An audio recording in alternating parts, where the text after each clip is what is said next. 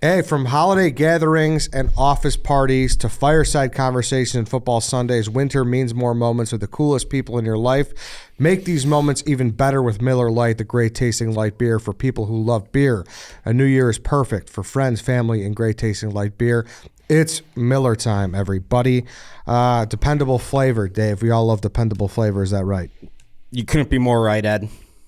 We love dependable flavor. Talk about the fireside conversations, though. Fireside conversation, strong, Dave. I love a good fireside conversation. Who started those? We FDR. all did. FDR, really? Yeah. FDR used to have, I don't know if he started them, but he had a segment sure he called did. Fireside Chats. And what people don't realize is that when he was doing those, he was having a Miller Lite. Mm-hmm. There we go. There you go. Unconfirmed, but maybe I mean, he was 30 years before Miller Lite was invented, but he would have if he could have. He would have if he could have. Yeah. He mentioned that in Dreams. many of his fireside chats, Ed. in Right. his dreams. Miller Lite is brewed for taste. It hits different than other light beers. Made from simple ingredients, Miller Lite is for the people who love the taste of beer. Malted barley gives it the rich, balanced toffee note flavors and the golden color you know and love. And a clean finish means it's always refreshing and easy to drink. Miller Lite, great taste, 96 calories. Go to MillerLite.com/redline to find the delivery options near you. And listen, it's Miller Lite. It's everywhere that they sell beer, pretty much anyways. It's Miller time. Celebrate responsibly. Miller Brewing Company, Milwaukee, Wisconsin. 96 calories and 3.2 carbs per 12 ounces. All right, bang, bang. Welcome to Redline Radio. This is Eddie. And Dave. Chief. All right, hey, we're back, full crew. White Sox, Dave, obviously. You were in the Dominican Republic last week, so we're leading off with you. I'm a little concerned, I'll be honest. What are you concerned about, Edward? Because the text he sent us Monday was fucking absurd. That was alarming, to say the least. Which text is that? Read it for the audience. Hold on one and second. for me, because I don't remember. Well, it's at the top of the list now, I think. I should have had this locked, cocked, ready to go, but whatever.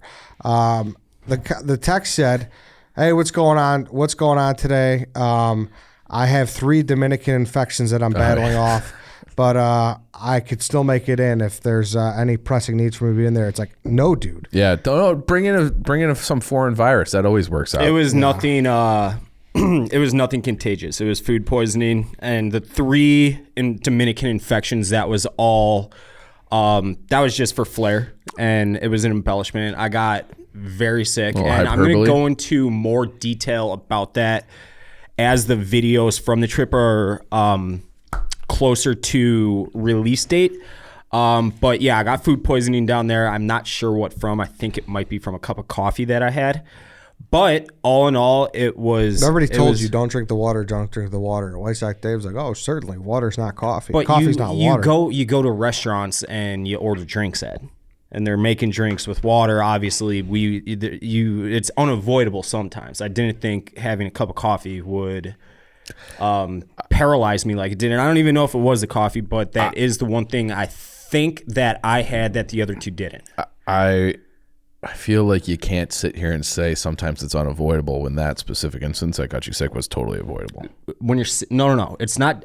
We were told not to drink the tap water. Yeah. So I'm at a restaurant. I ordered a cup of coffee. Yeah. You don't think of it like that. Yeah, you know? I suppose, but like you got to figure that they're using tap water to make the coffee. That's what I would think. Donnie brushed his teeth with it. We were told not to do that, as did Michelangelo. But I also feel like Donnie's probably just impervious to that disease. too. He said that he hasn't gotten sick traveling abroad in a while now. He did tell me a story. He got E. coli in the Philippines, I believe it was, or maybe Taiwan, somewhere Southeast Asia, and he was like down for the count for 4 days. I was more 24 hours, and then I got a little respiratory infection from who weed? knows what. Maybe Probably the weed. No, I was already sick as fuck by then. I smoked the weed just at that point because I just kind of given up. You thought you were going to die, so who the fuck cares so anyways? at that point, who gives a shit? But as a whole, I'm not going to go into the trip too much detail because there's plenty of content that's going to come out with it, like a billion videos. Can you explain a little bit of what you did, though? So Donnie and I went down there to cover both the culture of the Dominican Republic and the Dominican World Series. I'll talk about the Dominican World Series a little bit. I had no idea what I was getting into at all because it's not like Americans. We follow Dominican baseball that much because all the good Dominicans play here. But they did have, like, Junior Lake was playing in it.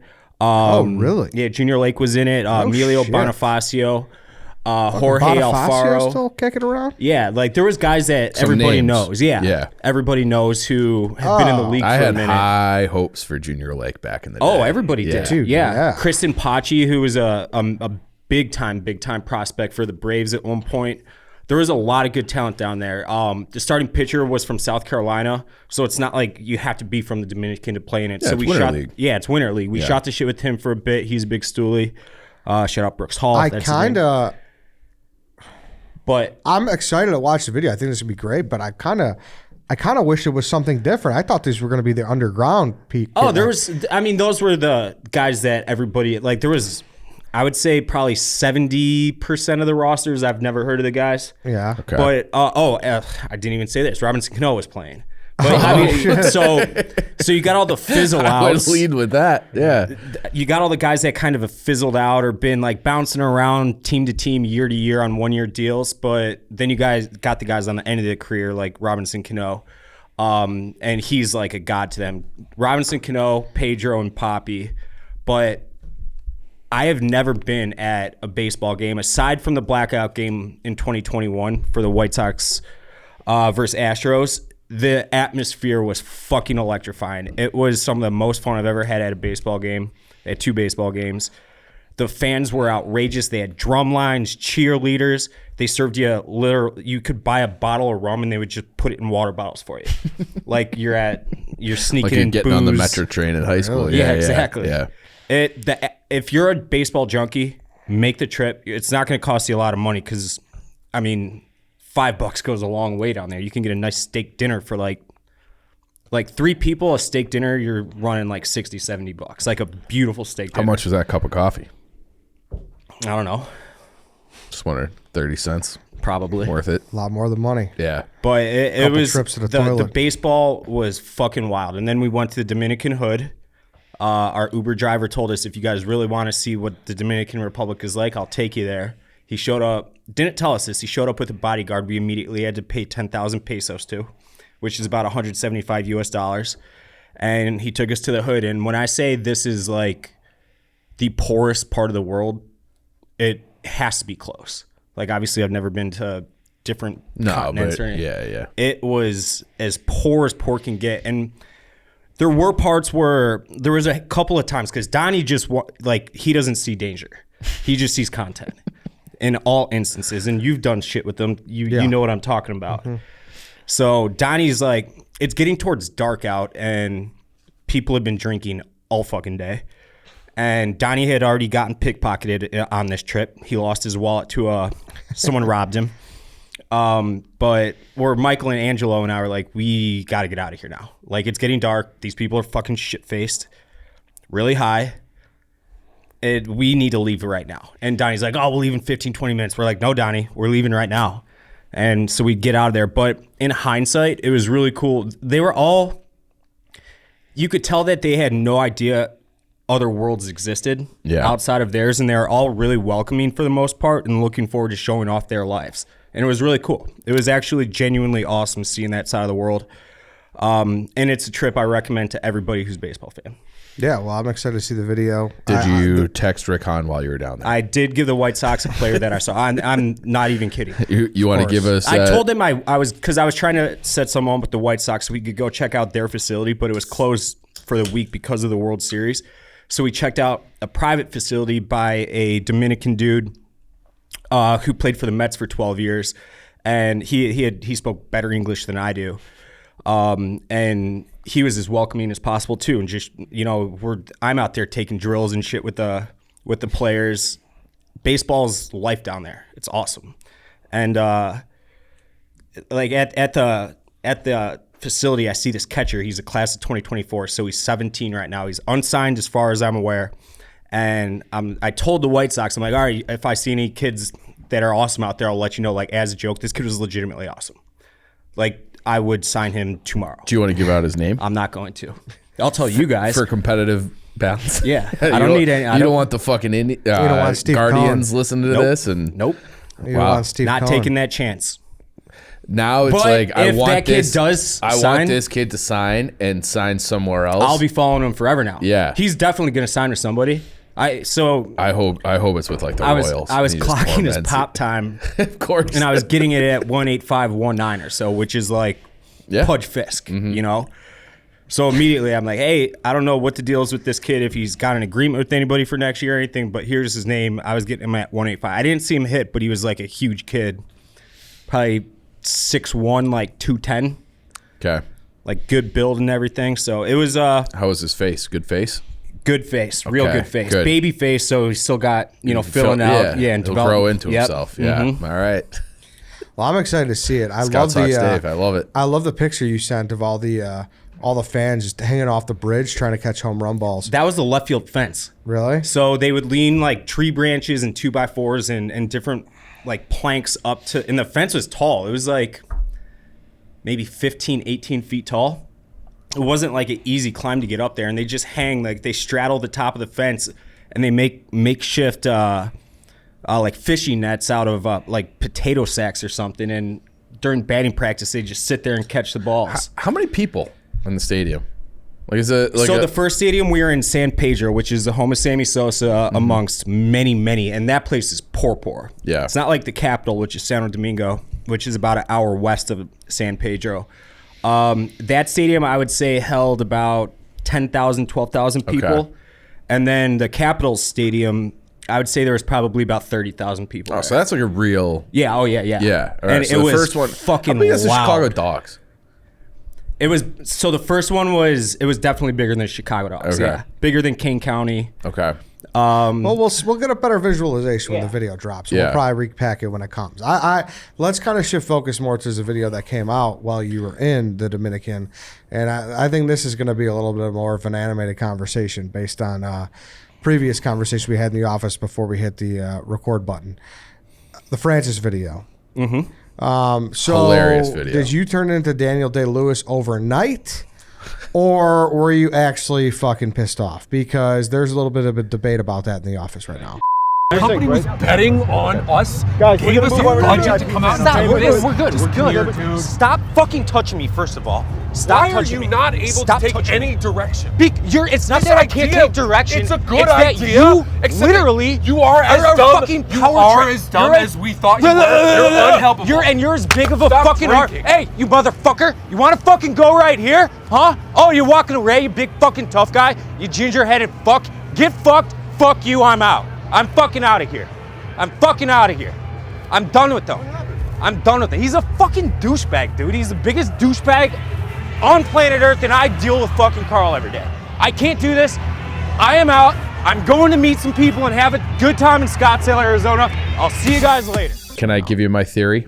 Yeah, you can give it. Go ahead. I'm Okay. gonna FaceTime Francis though. Okay. So can I give my theory and then you FaceTime? Yeah, Okay. sure. So my theory is, because there's the one scene that sticks out. Just do audio. It would be great to have him. There's the one scene that sticks out where he's grabbing you by, you're like waving off the camera and he's pulling you away. It doesn't seem like you're talking about stuff for the video. It just seems like you guys are having a genuine disagreement. And when you came back from that trip initially, you had made a complaint about Francis being like, he thinks he's Scorsese or something like that with his direction and his stuff like that. And you're just like, dude, just like chill. And so it was kind of, I'm not done with my theory. Okay. So then when I saw that memory of that conversation popped in my head. And then when you guys got pulled away, you're away from it. Like the camera's, I don't know, 30 yards away or something like that. When you guys are arguing what your mics are on.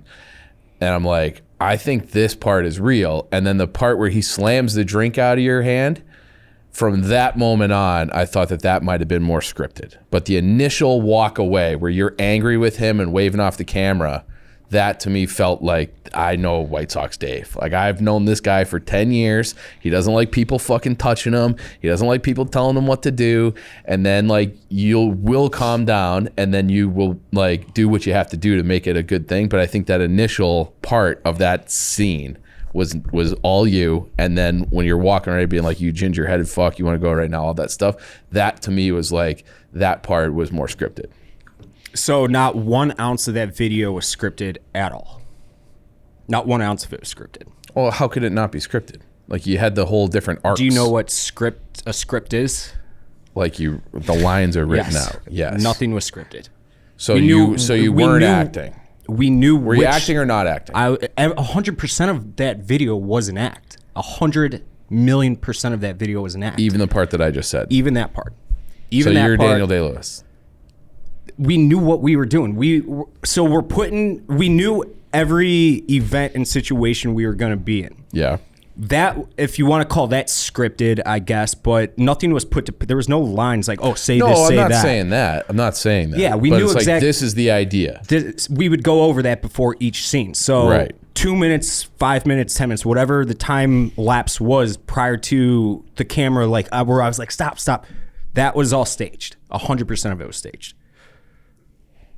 I don't think that was staged. I don't know what to tell Here's you. Here's the thing from our vantage point.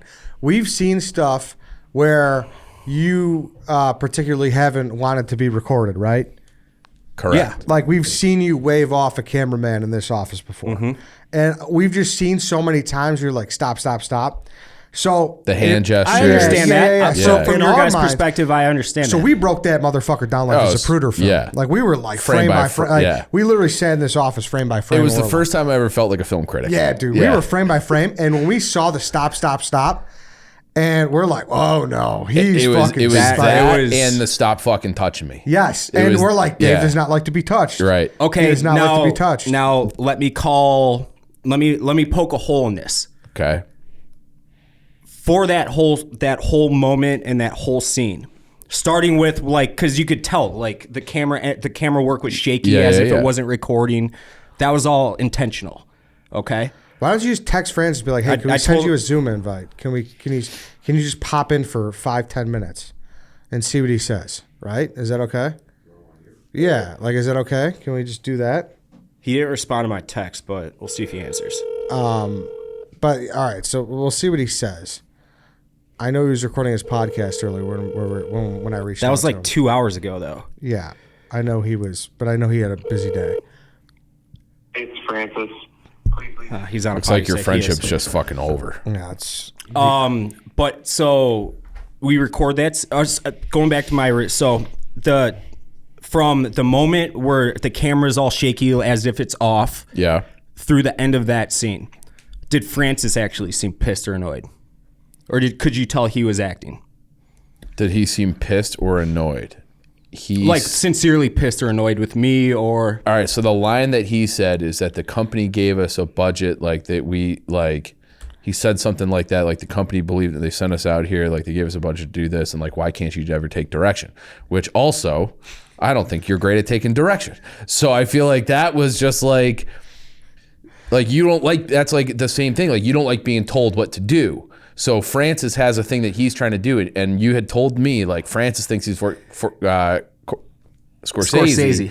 And it's like, okay, like there's a lot of shit lining up here. And We you were have out there- said you do not like some of the producers at this company who act like Scorsese. Right. You have said that before.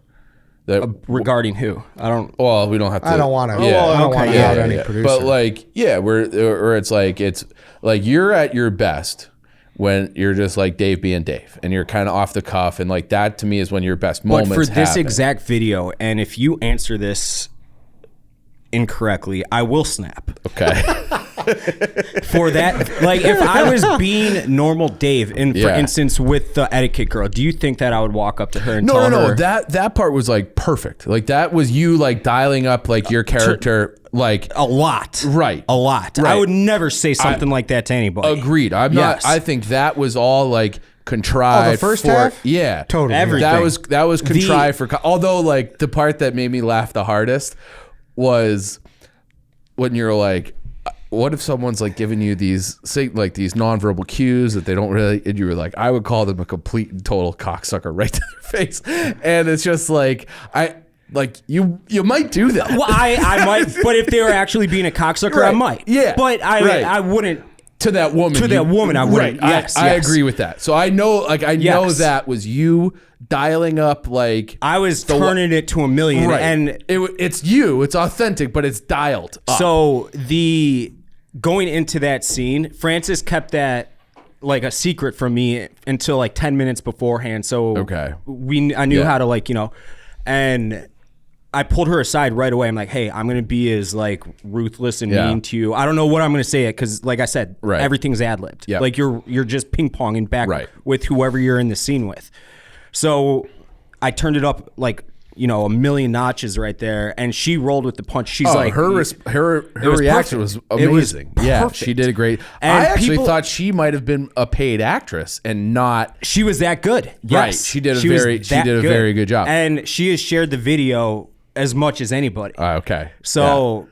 No, I wasn't just being a douchebag to this poor woman. No, but people actually thought that. Oh, people, but we know you. Yes, we know you. That part I like saw like took that for what it was.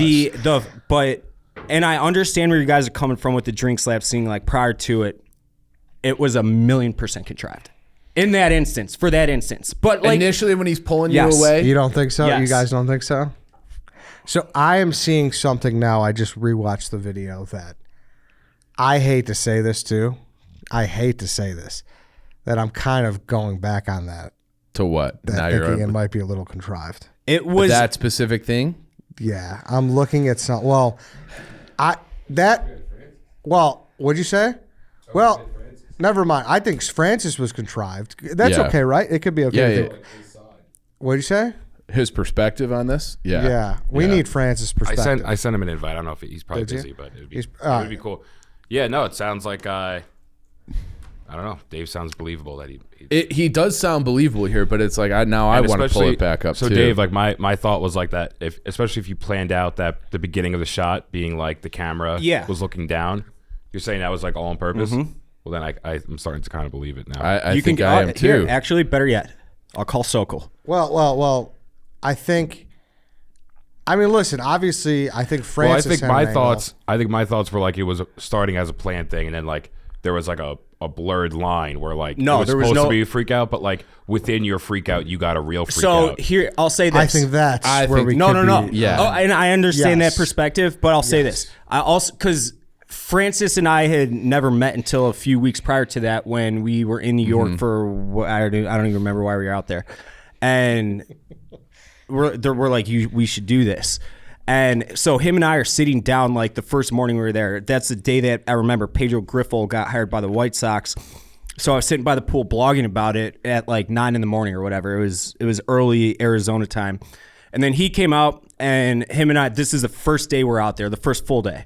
We got in like late on Thursday or whatever. But him and I are sitting down. I'm like, dude, just so you know, like I'm not as big a scumbag as like we're making it out to be. Like if you're looking for a sincere me, like it's gonna be boring, so I'm gonna turn it up a notch. And he's like, no dude, just be you. I'm like, Francis, stop reading the internet comments, stop believing that shit, because that's not how I actually am most of the time. Well, now I'm gonna turn it up. And when I said the Scorsese thing, I could tell Francis didn't trust me to actually pull off what I knew I could pull off. So he didn't respect that you're Daniel Day-Lewis. He didn't respect anything until afterwards. He's like, you know what? That turned out well. Did he respond? Did he say he's on a pod? He said, yeah, he did. But like the part where you're pointing at him and like he's walking away, that to me feels contrived. It was all contrived. But every ounce of it. And that's the other thing where now I'm starting to believe you too. Like I could be an idiot and I just can't tell, but it doesn't ever feel like there's a part where there's like a splice where it was edited, like stitched, where like they pause and come back. You know what I'm saying? Like, no, that was the start. It was like one continuous. Yes, exactly. Thing. Yeah. That the start of the scene. No, actually, no. Was it one take? No, we did. I want to say we did 2 takes of it. I do want to say we did 2 takes of it. So were you mad that the first take didn't go well, and you were genuinely mad that they said you did bad on the first take? No, not at all. It was just we wanted to be as sincere look as sincere as possible. All right. So there was and to both of your point, everybody in the room's points. There's been times where I'm like, dude, get the fucking camera out of my face. Yes, your mannerisms are like. To a T how I do it, because that's easy, because I got to do it all the fucking time. It was not hard to do that. At all. Not at least but for it's me. almost I mean, that's like- method acting to like yeah, he is. true. I mean, but it's all like if you think about it like a golf swing, like you could have a fucking perfect golf swing, right? And you hit the ball perfect, and you're like, "Fuck, how'd I do that?" And I feel like that, like you just do something, you step up naturally and do it. Where like you're like you can't do like what you naturally do on command, like most people. If can't. I had an ounce to think about, I would have fucked it up. But it was like, hey, we got to wrap this up. Let's get in a fight right now, and I just did it. If I would have been thinking about, oh, should I do this? Should I do that? It's like the role you were born to play. It's like Just being angry at like if- people that if piss we me were to off all ask, day. Yeah. If we were to ask to do like a stage situation for any other kind of scene, who knows if you would nail it like that? I Like you I were asked for, swear like, your to one God, sweet spot. I looked at Francis and I looked at Sokol right after that. I'm like, I knew what I had just done. I knew that the vein was popping. I'm like, it was like that scene in Old School where Will Ferrell like nails whatever economic talks he's talking about. He's blacked like, out. I'm like, dude, that actually worked right there. Yeah. because I'm watching and Francis's drink smack looks pretty fake. Oh yeah, that part that's- looks fake. Like yeah. that's where I'm waiting for like some kind of cutoff, like splice to happen in between like that initial argument and the drink slap, because the drink slap looks fake and the storm off looks fake. And that like when you're like yelling insults at him at that point, I'm like, this feels more fake. it was all fake. But the part immediately before felt so real. It so wasn't- so you're kind of like you're fucking Denzel. You've become your worst enemy, where you can only do one thing. You can play angry. I did well. Yeah, you did. It was a great video. And He's Denzel. Yeah. He's Denzel. There's one part of the video to me which is the funniest, which kind of proves that I am a scumbag. I wish we could have got the full reaction. I don't remember how I actually fully reacted. You could only see it, excuse me, for like a split second in the video where she goes, "Have you ever set a table before?" And I'm like, "Cause I haven't." I haven't. And I'm like, and I was like, "Oh shit, like, no." But it cuts away to a different question or whatever. But we had to set the table every night. But going back to the Scorsese comment, that's because I knew Francis didn't trust me to get what I needed for the video's sake to get done, even though I was present for everything. That's where it came from. And I was the entire time, like, I got in the back of my head, I'm like, I got to prove him wrong. I got to prove him wrong. I got to prove him wrong. And I knew that I was going to, and I knew in the end that I did, and it turned out very well. What about the two girls that you were like interviewed? Mm-hmm. The one that they were just randos off the street. Yeah. Yeah. Did you like have to apologize to them afterwards or before? No. So I prefaced every interview, including, so there was a whole part that got cut out where I was talking to the guy in the Rolls Royce who was a stoolie. I'm like, "Hey, are you aware of Barstool Sports?" And I explained to him what I'm doing. And as soon as I explained what I was doing to everybody and what I was supposed to be in the video, they would roll with it. Okay. So, like, I didn't want to offend anybody out there. No, I know. Well, because good. you're a considerate guy sometimes. Yeah. In those Most 99% Good. of the time. Listen, you did a good job. It was a very listen, good video. We could keep moving on. I'm not sure. Like, listen, this is more for us because we debated this all week because I mean, we went frame by frame. Yes, exactly. Yeah. So I don't know how much Is that people, on Stool Scenes? Or will it be? There's a little bit, I think. Where we're talking We'll about see. it? Yeah, Yeah. there's a little bit, I think think. So I don't know how much people care about the guts of it, but for us in this room, I we think were people like knowing how his brain works. I think so too. Yeah. Oh, but- dude, the best part about it was, I mean, I'm in the Dominican while this is released. So if I'm not on Wi-Fi, I don't really have service down there. So anytime I could look at Twitter, the amount of people just arguing back and forth in my mentions about whether or not I was acting made me laugh my ass off. I'm like, yeah, you guys can argue We were amongst doing yourselves. that right in this Yeah. office. Yeah. Before we move along, though, I do want to talk about ChevyDriveChicago.com. Your local Chevy dealers want to wish you a happy new year. There's no better way to kick off 2023 than with a brand new Chevy to drive around in. ChevyDriveChicago.com can help you pick out your new ride and find a new dealer near you to order from. And don't forget to mark your calendars. The 2023 Chicago Auto Show is around the corner in February at McCormick Place. All of your favorite Chevys will be there. Search Chicago Auto Show to learn more. Classic Chicago event. Classic Chicago event, classic American company, Chevy.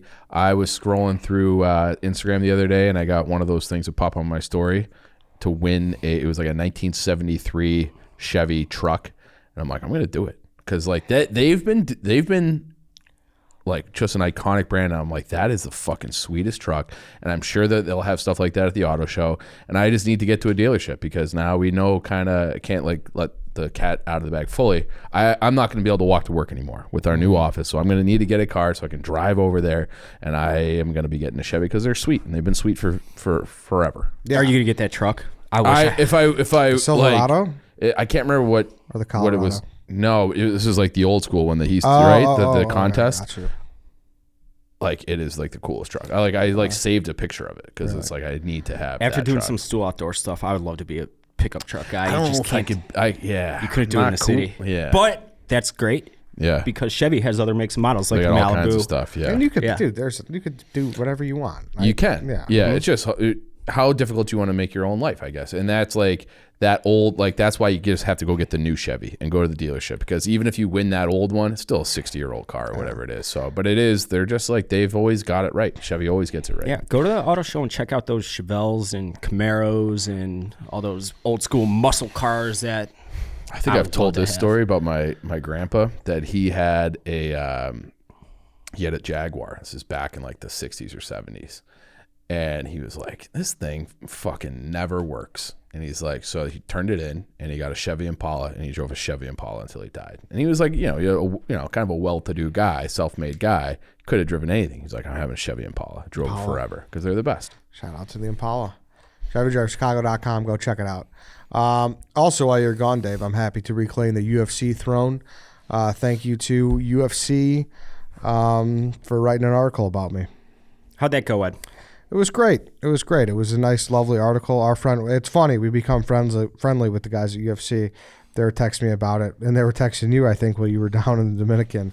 And there was also a fight this weekend. I know you become friendly with Jamal Hill. He just won the title, which is awesome. Light heavyweight title holder right now. It's a super cool story. He's raising a bunch of kids that some are his, some aren't, on his own. Trying to provide an awesome life for him. It's really, really cool, like seeing his ascension through the ranks prior to me, like ever watching a single UFC fight, aside from like the random McGregor fights that everybody watched, and just watching him grow. It's super cool, and he's a Southside guy. Yeah, mm-hmm. He reps Michigan, but he's from the South Side. Yeah. But awesome dude. He's gonna get a shot at number one. Well, he is number one now, but he's gonna get a shot at title fight. Jerry. Lance, are you over there, or is it Harry? I'm not even going to try to pronounce his last name. When's this supposed to be? It's not going to be for months. Okay. Months and months. But are you getting on the action? I mean, we got two guys here, UFC Fight Pass. It's super fucking fun. So this is how Chuck Naso described it to me when I first started watching. He's like, dude, pick a guy that's like unranked and like coming up the ranks and follow that fighter through his progression over the years. It just happened naturally for me because I got to know Jamal a little bit. Yeah.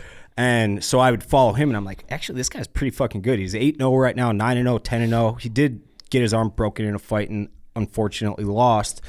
But now he is 12-1, I want to say. And he's still young enough he's going to be, making a lot of money, and there's going to be a lot of fame thrown his way. It's going to be really cool.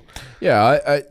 I've always liked these, I've always liked boxing, and when there's like been like a monster fight, like a McGregor where like everybody's, and I watch it and I'm entertained. But it's like I have to, like, I think it's one of those things where I have to dive in, because when I watch, I'm like, I don't know what the fuck's going on here. I don't even know what the fuck's. It's like I'm just kind of like, when they're on the ground, I can't tell who's winning. Yeah, but I need not a lot of people can't. Like, we can't really tell. Like, we're fucking casual. You can't? No, I feel like you guys watch every weekend. Like, you would be able to pick up. You can tell if someone's controlling the other person or not. Like, yeah, who's in control, right, shit like that. But as a whole, whoever gets the shit kicked out of them more loses. I'm waiting. Like, I'm constantly just waiting for a knockout. The best part about it for me is this: is if you're not doing anything on a Saturday night, say this weekend it's shit weather and there's nothing to watch on Saturday. Well, is there a game on Saturday? Whatever. Here's what we'll do, Dave. Here's what we'll do. Better yet, okay? Big fight just got announced, okay? UFC 285. John Jones, Cyril Gaines. Oh yeah, I saw that. Okay, Yeah. like I used to watch John. This Yes. is probably like 7-8 years ago. I used to watch John Jones. Yeah, he's been around. John Bones Jones. Yep. Get back on Bones Jones. Yeah, Gotta but get you like back then into it. But don't just watch Bones No, Jones. that's just it. Watch the other whole fights. card. The early- and pick you got up a 6 fighter. straight Hold on, hours. David. Pick up a fighter that you like Dave said, and then buy into that. And then that's how you build, dude. So if you read the article that our guy Walker wrote about me, like that's how it kind of works. I just watch someone, and then you just kind of build up from there, dude. That's how it works. You guys want to have a boys' day watching 285? I would love That could to. be possible. That could be So very I would love to. possible. We could throw it on here, but it's it'd be good. really cool how they Yeah. do it because they start with the early prelims, which is like a bunch of rookies nobody ever heard of, unless you're like a super fan. And the fights are every 20-30 minutes, and you got like 20 fights throughout the night. So as a whole, you're typically bound to see at least a handful of fights where someone either gets just completely knocked out, stoned, or it's just back and forth the entire fight. Obviously, there's going to be a few shitty ones, but Well, and I'll give you the example that like I would love watching McGregor because of his style. right, yeah, he's Flair Right. on top of being awesome. But I mean, like he's like a knockout, more of a stand-up guy. Yeah. Like when it's Khabib, I'm like, I don't know what's going on. But dude, here's the thing though. That's kind of the nature of the beast. And in my opinion, like you just don't have to watch everybody. Yeah. You know, like Yeah. that's just kind of it. Like if like a fighter style is not for you, like there's so many cards. Like just buy the cards and you like. And you I know? guess that's I would kind of be like that for boxing. yeah, you know, like, exactly. I used if to you watch- think Mayweather's boring, just don't be a Mayweather Yeah. guy. Be like, I'm watching the fucking heavyweights. You know, whatever. Or like I used to watch more and buy more Canelo fights than I would Mayweather, even when they were kind of overlapping. Because I'm like, I like watching Canelo.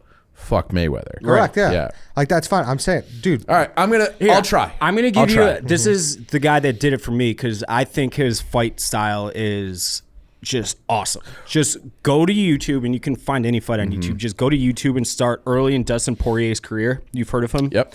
Dustin Poirier's career and just watch like 10 straight YouTubes. Yeah. And they fast forward them so that you can watch a whole fight in like 10, 15 minutes. Yeah. And then it's like I remember like there was a French Canadian guy. St. Pierre. Yeah, Saint Pierre, like GSP was GSP. Yeah, one of the goats. right. Yeah. So like I remember that from like 09, 10, Yeah, right. like in that. So like I've always kind of been like aware, and I'll like dip my toe in and then get back out.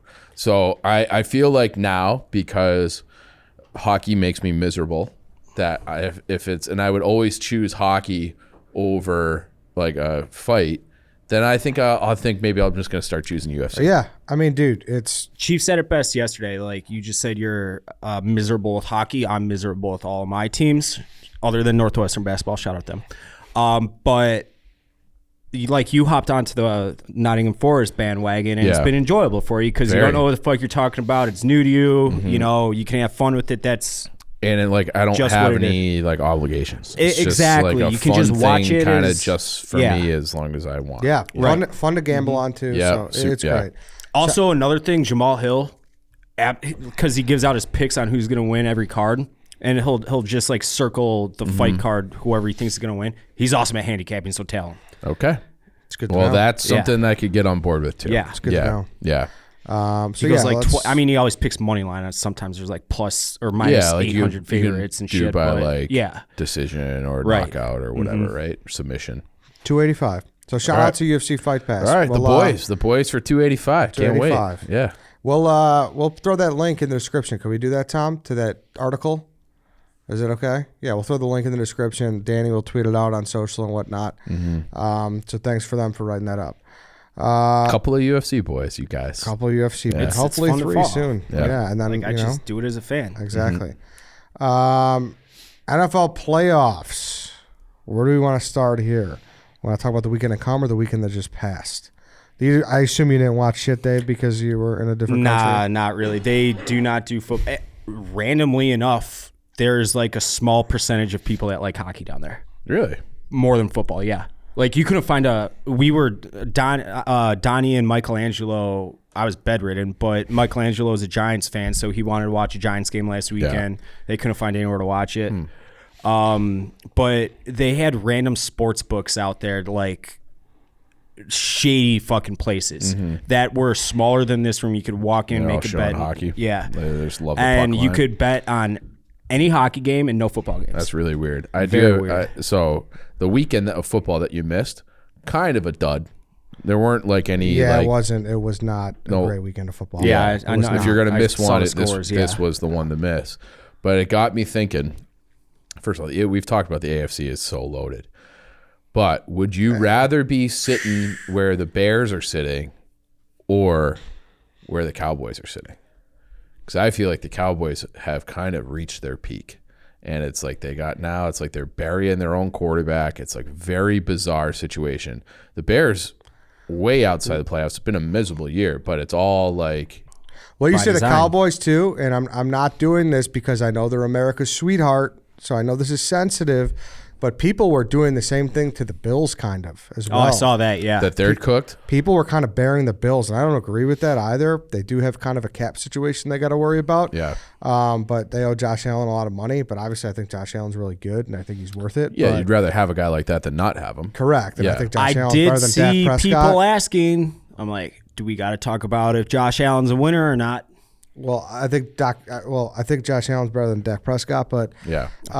so what's the question? So do I think? Would you rather be where the Bears are sitting, or would you rather be where the Cowboys are sitting? Because it's like, for me, it's like the Bears, like, you can envision a scenario where they do everything right and Fields develops and they end up in a higher place than where the Cowboys' peak is. And I think right here, losing on the road to the Mr. Irrelevant quarterback in the second round, it feels like that's the Cowboys' peak. And I don't know how they leapfrog some of these teams. Like, if you can't beat the 49ers this year, and I know things change, but like, Dude, they've kind of run this experiment with this group. Like the Lions getting a little older with Martin, and like, I don't know. It feels Zeke's a little bit older. Mm-hmm. Pollard's a free agent. Yeah. You know, so and then now they don't know if Dak is the guy or not. yeah, I'd love to say yes, but at the same time, like, they just have so many more guys than we do. They do.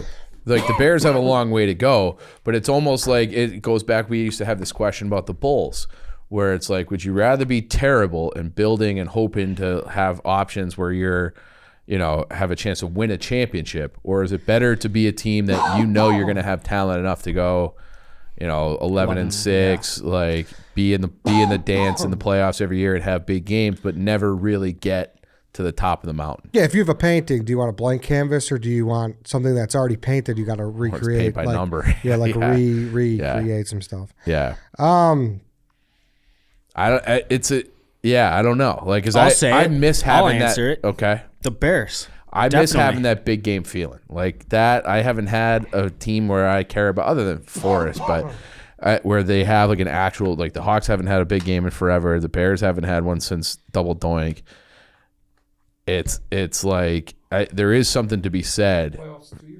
What? Yeah, it was the fucking Nickelodeon. It Doesn't matter. That doesn't fucking count. That They were was like so the bad. worst day ever, Tom. And I know what you're trying to do, and I'm not going to let It doesn't you. matter what the result is. That was a big game. You're in the playoffs. It was not a That- big game because you had no, and that's kind of speaks to my point. All right. That like getting to that point and not really ever having hope of a championship, is that better than having like, oh, I can kind of see a path, and having to sit through a miserable year? No, it's not. Like, hope is a good thing. not. Hope is a great thing. Yeah, so Greatest of things. Right. So I think that, but it's like there is something to be said for having like a divisional round game. Like that. When was the last time the Bears won a playoff game? It's been fucking forever. If Javon Wims catches that pass, we might be in that divisional round. All right, Lance. I'm just saying. And- What is it? No, the thing came out. There was 6 teams that haven't won a playoff game in the last 10 years, right? It was the Bears, the Jets, the Commanders, Raiders. Bears the had it Raiders. since 2011. the Cutler? Cardinals, I think, and Yeah. So it was probably that divisional round where Cutler got hurt in the NFC Championship Packers, game. yeah. That was probably the last year they won a playoff game. against the Seahawks, I Yeah. believe it was. Yeah. Yeah, so I don't know, man. Listen, that it's tough because it sounds so homeristic to be like, oh, we're such in a great spot, but it's more like take Team X that Yeah. has a quarterback they're excited about and has a lot of cap space and has a lot of Right. draft capital. No, you're right. But this is a Chicago show. That's why I framed it. But it's like, Here's no, I the thing, know. though. Like, football, it's designed where every team is on an equal playing ground and should theoretically be competitive. Yeah, you know, obviously there's tanking and all that shit, but it's not like baseball where some teams have just a ton of resources and others don't. But football, like the Cowboys right now, they're not in a good position. What's the point of if you're the Dallas Cowboys with that beautiful stadium and the rich owner, and what's the point of just going to the playoffs? That's not the goal. Yeah, well, and that's like, they're at their absolute peak right now. I think you're correct in saying that the NFL is designed to have parity and turnover and things like that, and they accomplish it for whatever reason. Some teams can, some teams can't. The same team seem to win. The same team seem to lose. Like the 49ers, if they win this weekend, are going to go to the Super Bowl for the third time in, 8 years, 10 years, with 3 different quarterbacks. And two different head coaches. Like that is fucking, there's just something that they're doing better as an organization than the fucking Bears, Lions of the world. Definitely. And so yeah, like it is. I think the Steelers are in that camp too, where they're just fucking always pretty good. Also, I'll say this too. It's interesting for you to puff up the AFC, which I understand why you did, because those fucking Eagles, they're look awesome. Better than anybody. They're on a mission right now. But do they look better than anybody because they're not playing against Joe Burrow in the second round? Fair point. Very fair point. Yeah. But I think they're the most well-rounded team. They got a real fucking defense. They got probably the best line in the league. They got a ton of like they're fucking awesome. Do you want them to win at Do all? I want the Eagles to win? Yeah. All right, a bad question. Who would you like to see win it all? I do not want the Eagles to win, and I know that you know exactly where I'm coming from. Yeah, you hate Smitty. I don't want to see Smitty happy. Yeah. I don't want to see a friend of mine happy about sports because I'm not happy about sports. I guess, but you also have a thing where you don't like Joe Burrow. You thought Joe Burrow was obnoxious before. You are grossly embellishing this. Embellishing, or maybe I just got it wrong. I thought it was a little tacky. Okay. The cigar thing. I don't dislike Joe Burrow. Okay. I think Joe Burrow's a fucking stud. He is a stud. He's a stud. So, but would you trade lives with him?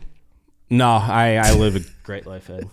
I'm not miserable about those around me, about my financial prospects, about my health, about my height. I love all that stuff. Happy for you. Yeah. Sorted it all out. Fuck being Joe Burrow. That's healthy. Yeah. Why do I need to be Joe Burrow? Yeah. Good point. Yeah. But if you already have a thing where you think he's a little tacky, you know how much people are going to dial up to Joe because he's getting a shit ton of love. Oh yeah. Yeah. Like he's the hottest dude in America. Every girl wants him. If you're not on TikTok, but if you scroll through TikTok, it's just like it's like a trend to have hot girls just sweating Joe Burrow. Yeah. Like they're making. He's a hot looking dude. He's a hot looking dude. He's fucking awesome quarterback. Yeah. He's kind of like the new Brady. Like Brady was super hot. All the guys loved him. All the girls loved him. Like that's fucking Joe Burrow, and he's just awesome at being quarterback. And but I do think if he wins one, that goes to a level where it does get like fuck this guy. Yeah, I could see that happening for sure. I never thought of it that I never looked at it that way, but it could get to that point. That's what happened with Brady. Mm-hmm. Everybody Joe Burrow. I like Joe Burrow too. Yeah, I'd like. It'd be cool if he won. Yeah, definitely. And like Cincinnati's never won. Yeah. So that's kind of they've never won anything. Win it. What? They had the big red machine 70s. 50 years ago. I think did the Reds win it in like 91 or something like that, or 90? No, it was Blue Jays, A's. I swear Barry Larkin has a. Does he have a ring? No, we'll see. Yeah. Also, did you see the Byron Leftwich gif? No. What was did you see that? That was fucking really funny. Nate tweeted that. So you got that wrong. Byron Leftwich was not fired at the time of that podcast. But I knew it. Yeah. You predicted that into the future. It was such a real thing in my head that he was basically already fired. So Nate tweeted, if you just type in Byron Leftwich in the in GIFs on Twitter, I'm the first one that pops up. It's just so stupid. You are? It's our GIF. I made that. Yeah, I know. Oh, but okay. it's just so it was just like a stupid fact. Is it? Yeah, it's just me getting carried by the Marshall offensive line. That's it, Dave. The first one. Yeah, it's my head superimposed on the left twitch, dude. How dumb is that? It's great. Yeah. Oh yeah. The Marshall. Tweet it with no no caption. No caption. Nate tweeted it Saturday. It was fun. We should just start using that all the time. Now. Yeah, it was great. But that was very funny over the weekend because when do we? I tweeted that because after I broke my ankle. Oh right. I think I made like it's from a video of like a promo clip I made when you were talking about it. And then I think I made it into a GIF as well. Yeah, I had the boys carried me. I broke my ankle. That's what it was. Going to dinner, I had the boys carried me into dinner. Yeah, like fire and left. To get chicken pot pie. That's Great Escape in Schiller Park. Yeah. So yeah, I don't know. We'll see what happens. You guys got to pick. I don't know. I mean, everyone's so hot on Cincy and Philly. Like, I don't hate people who are sprinkling a little bit on Niners and the KC. Chiefs. You know, but yeah, but I guess it's like how healthy is Mahomes? Like I probably wouldn't touch that one. You know, just if he's Casey's effortless too, dude. Like the way they get the ball to Kelsey is just like not fair. That's just not football. Like in Tom, you could attest to this too, being a Jets fan. Like that's just not football we're used to. Like how does that guy get that open? He's open by I thought 5 you were gonna yards say every time. It's the exact same thing as prime Brady and Gronk. Where it's like an unstoppable force. Yeah, but just in general, like football, like we're just not football where it's like, how are guys that open? You know? And it's always whenever they have like 10 seconds left, it's always that same play call. It's like, all right, like with the Chiefs get the ball with any seconds on the clock, it's always going to be a 40-yard play to Kelsey. Like it's always Kelsey's the playmaker. Yeah, and it's crazy that they lost the most dynamic wide receiver in Tyreek Hill. They don't really care. It's just like, yeah, we get fucking Juju Smith-Schuster in there, and we'll, chug along. Yeah, we'll just figure it out. We'll just keep going. And it is. Well, you know what the key is? They got their. It's crazy. They got their guy back. Yeah. What do you think? They have Matt Nagy pulling the strings again.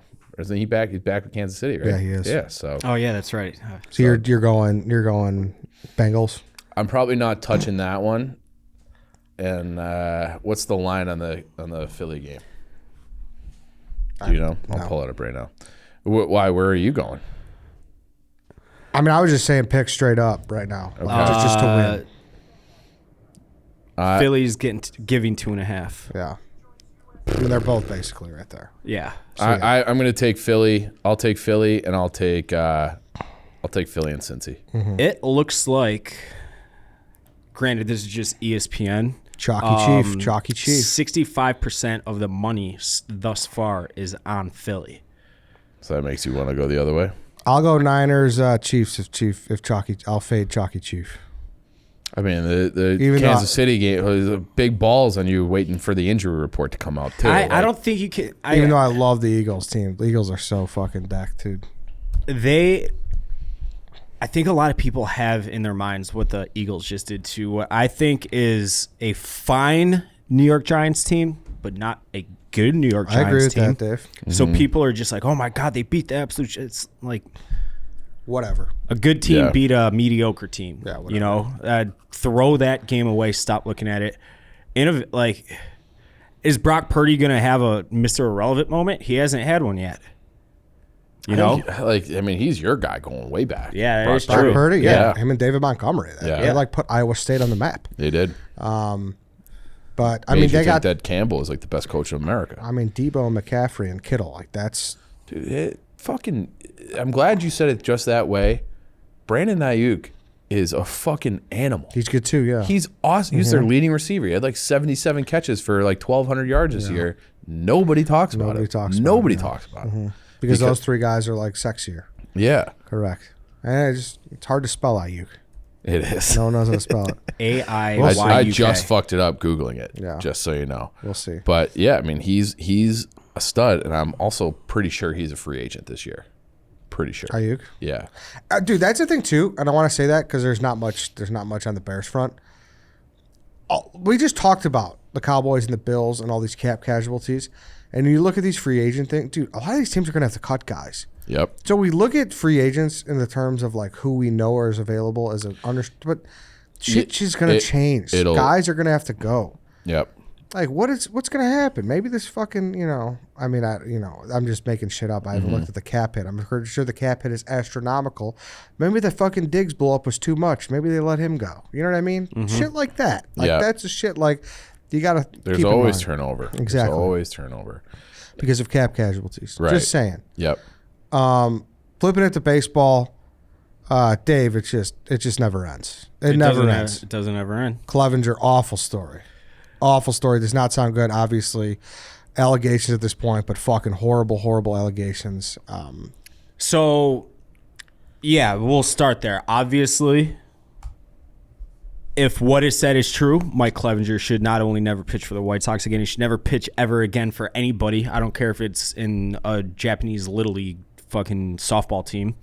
That said, he has a chance to prove his innocence. And that's like, I think that you just got to wait until both sides, not only both sides, he did have his, he did release his statements denying everything, emphatically saying he's got proof, they're going to let it out, whatever. I reserve the right to not speak on it any further because of the content matter surrounding the issue. There's a 10-month-old kid involved. Spousal abuse, it's not something that I'm comfortable commenting on in spite of it being my team that he plays for now. That said, people obviously on social media are freaking the fuck out. Why is he still a member of the White Sox? Why this, why that? I will direct you all to, you can go to my social media page right now, and I retweeted a thread by Brian Billick, who explains it in great detail. He looked up the joint CBA domestic violence clause in MLB CBA, and if the White Sox released him right now, they'd owe him all $12 million. So all those that want him gone immediately because of what he's been accused of, that all that means is the White Sox are out $12 million, and the alleged wife and child abuser is getting that money. I don't think that's the way to go. They got to let everything play out, and I would assume they are going to be hoping for the longest suspension possible. That way, they can save as much money as possible. I don't know how long that suspension is going to be, if there even is a suspension. Let's just hope he didn't do it. Let's just hope he didn't do it. Right? I think that's best course of action right now. But it's it's an ugly accusation. Well, Dave, let's talk about it under the guise of like people coming at the White Sox for like doing their due diligence. So, what are your thoughts on that? Okay, if you go to that thread that I was just talking about that Brian Billick tweeted, you can see very clearly that if MLB is investigating a player or coach or anybody protected by the CBA, which would only be players, but then they are guaranteed like more anonymity. Say it. Anonymity. You didn't do it fast though. Anonymity. Right. I struggle with that word.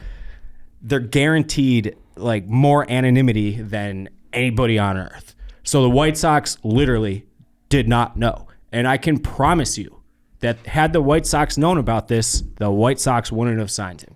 Because why in the fuck would they pay $12 million to a pitcher they know is staring down the barrel at something very serious like this? It just wouldn't happen. And you just don't want that type of person. And mind you, this isn't like everyone's like, oh, they knew about Tony La Russa. That was a criminal thing. No charges have been pressed on Clevenger, be it in civil court or like in by law enforcement. So how like it's not something they can just send a PI after, really, nobody does that. But like I said, what they're hoping for right now, I would assume, I'm not speaking for them, but I think this is the rational way to look at it from an organizational standpoint, is that he gets suspended for the entire year and they just don't have to pay him anything. They can go sign Michael Walker or whoever. Yeah, you just hope the wife and the daughter are definitely okay, and that's what's most important. So Obviously, very tough to whenever stuff like this happens. So, anything on the Hall of Fame, Dave? I know I have my little shtick about it every fall, but I don't give a shit. Like it's the same talking points every single year. Nate actually had we have this big baseball group chat, like behind the scenes, talking about whatever's going on in the baseball world for Barstool purposes. And Nate had a great point. He's like, baseball is the only sport that you hear about the Hall of Fame like constantly, and then they go and drop those who get inducted at 6 p.m. on a Tuesday. Like, that's baseball in a nutshell for you. So I didn't Sounds watch, about right. Yeah. it was, good for Scott Rowland. His family was happy. I saw that. I don't care. Yeah, me neither. Yeah. Yeah. All right. Yeah. Do you care? No, the Baseball Hall of Fame has completely fucked itself into making me ever care. Yeah. The only time I'll ever care again, I'll care when Sale will definitely, he's in, I would say, assuming he has a few more decent 2 All-Star years left in him. I'll be looking forward to that one. I think it's okay to look forward to stuff, but Yeah. it's like, I You're not was here for zeroed the in on the debates. hurt. yeah, I'm not here for the debates. For that correct. shit, I don't Yeah. care. No. Like if someone gets voted in, awesome. There are it does somewhat annoy me. I don't want to say offend. It's a mild perturbance where these guys all did make money off the backs of Sosa, McGuire, Sheffield. I'm friends with Gary Sheffield Jr. now. And I would love to see him have his dad get in. Yeah. No, I mean, it's just, put it like that. Hold on. Here's Francis. Should we answer? Sure. Hi, Francis. How you doing? Hello, Dave. We're in the midst of recording Redline Radio right now. You're on speakerphone and on the podcast. Would you like to say hi to Ed, Tom, and Ryan? Hi, gentlemen. How are you all? Hello, Francis. Hey, Francis. Now, I'll let them take it from here. Yeah, I don't. We just Okay. had a whole conversation, Francis. We could just go over this quickly. So a lot of us seem to think Dave was really angry when that was all happening. He says that was all a planned bit. You guys staged it. Was there at any point during that thing where Dave was actually angry? So it's so funny. So many people have asked me this. And I think the truth is somewhere in between. And here's what I mean. So all day I had been really pushing Dave. I had been directing him and telling him and sort of ordering him around and trying to, pulling him this way, pulling him that way. And I'm sure it was incredibly annoying what I was doing, but I felt like it had to get done. And basically, I think that all day long, his anger a little bit was building up, but he hadn't really shown it. He'd been a great sport and a good person to work with.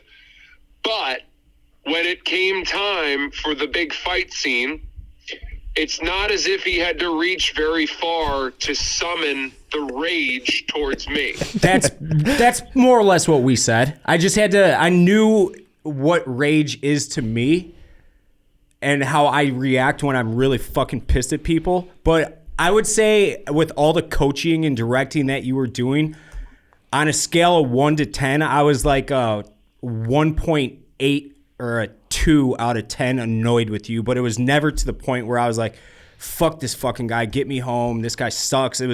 We worked great together, I thought.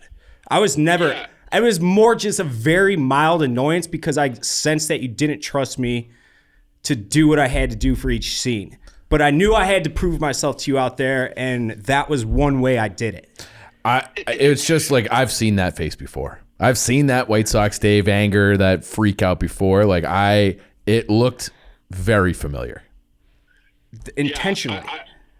It was really good. And if this helps, we shot that fight scene about 4 different times.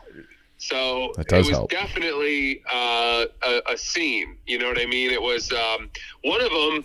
I knew that slapping the drink out of his hand because it was a real alcoholic beverage that he was excited. I was actually, I knew that would really light a fuse. And on the first time we tried to shoot it, he knew that was coming, and he kept moving the drink out of my way so that I couldn't hit it. Like almost subconsciously. He was like, I know I have to do this for the scene, but I can't waste good vodka sodas. And I'm like, dude, they're only 30 yards away. We'll get another one. We'll expense it, you know? And I just feel like, I mean, I almost thought after I slapped it out of his hand that he was going to get on his hands and knees and sort of siphon it off the ground with his mouth. I wasn't going to get on the ground and start licking up vodka soda off the desert floor, but now that you bring it up, you use the word subconsciously. That's exactly what it was. I was also gripping onto it harder than I wanted to, and when you actually did hit it out, I was consciously making an effort to like hold it like I was holding an egg, basically. So it would, so that yes, it's very much like when not Frodo but Bilbo has to relinquish the ring to Gandalf so that Frodo can take it to get destroyed, and he knows he has to give it up, and he's agreed to the plan, but even then, you know, there's that darkness that passes over him where he says, "Oh, I can't give this away." Wow. Well, then he's just Daniel Day-Lewis. He's just a great actor. That's it. But like Francis said, like he didn't have to pull it out of me that much. But honestly, it wasn't. It was hardly at all. Maybe a minuscule because the overcoaching, which I will call it overcoaching. I don't want to say it made me mad or angry. It was a gentle annoyance where I was like, all right, I kind of get it, man. But it was never anything like I'm actually mad at Francis. There was at no point of that entire long weekend did we butt heads at all. And yeah, it was so. Except maybe that one time in the hotel when after the day was done, we went to the bar. And I was like, dude, I'm exhausted. We got a big day of shooting tomorrow. Yeah. And I think I'm good for a drink. And I stayed for a drink. And then I was like, all right, I'm going to go to bed. And then you were like, you pussy bitch. You're such a pussy.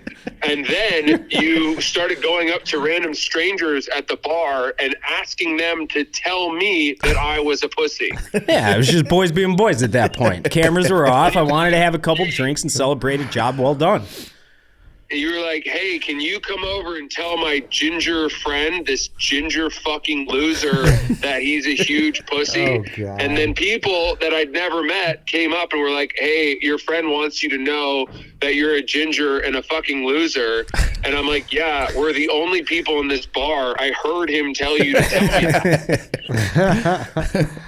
Yeah, all right. Well, that's fair. That was it. Well, it was a great video, Francis. Yeah. So Thank you. Dave was the star. It was a lot of fun. I hope we get to make a couple more. I will be talking to you about that because I've already floated a few ideas by Sokol.